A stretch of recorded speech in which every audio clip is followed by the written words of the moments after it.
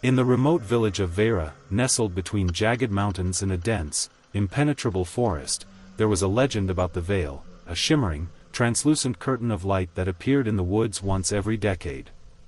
The villagers believed it was a gateway to another world, a place where time stood still and the dead walked among the living. But no one who entered the veil ever returned. The veil was said to whisper to those who came near, promising answers to their deepest questions, but at a cost.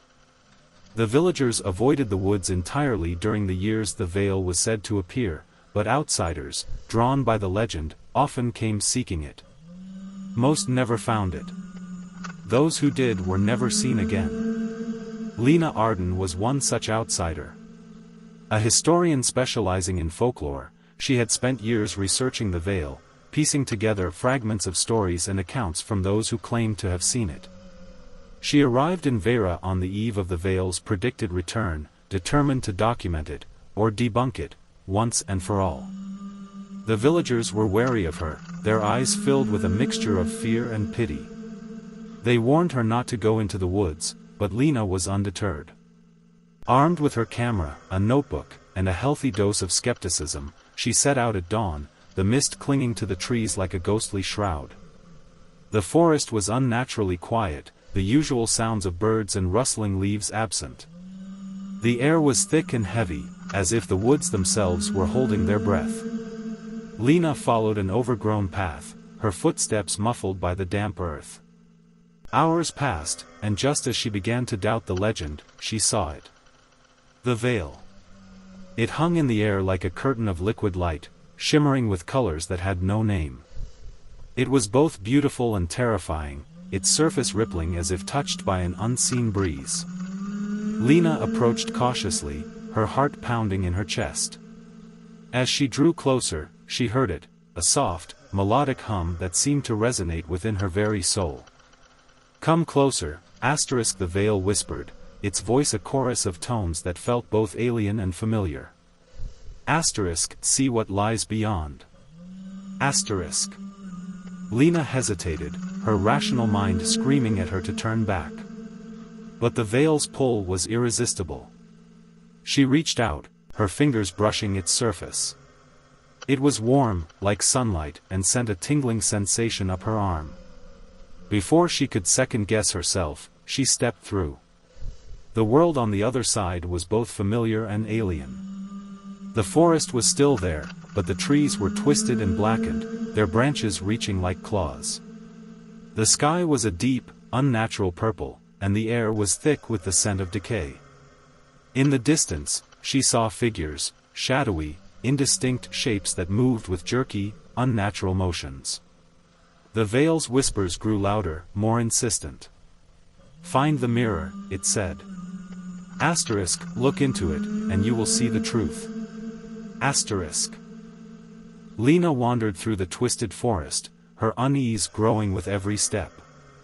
The shadowy figures kept their distance, but she could feel their eyes on her. She found the mirror in a clearing, its surface cracked and fogged. As she approached, the whispers became a deafening roar, and the figures began to close in. She looked into the mirror. What she saw was not her reflection. Instead, she saw herself in countless other realities, versions of her life where she had made different choices, where she had been kinder, crueler, braver, weaker. Some versions were happy, others were filled with despair. But in every one, there was a common thread: she was alone.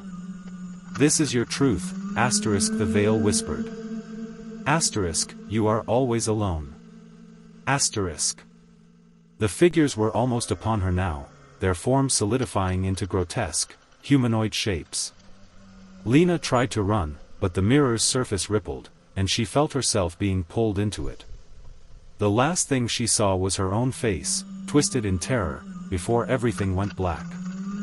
When Lena awoke, she was back in the forest, the veil nowhere to be seen. She stumbled back to the village, her mind reeling from what she had experienced. The villagers avoided her, their eyes filled with a knowing dread. Days turned into weeks, and Lena tried to convince herself it had all been a hallucination. But she couldn't shake the feeling that something was wrong. She began to notice strange things, shadows moving where there was no light, whispers in empty rooms, and a cold, hollow feeling in her chest that never went away. One night, she looked into her bathroom mirror and saw it, a faint, shimmering veil behind her reflection. The whispers returned, soft and insidious.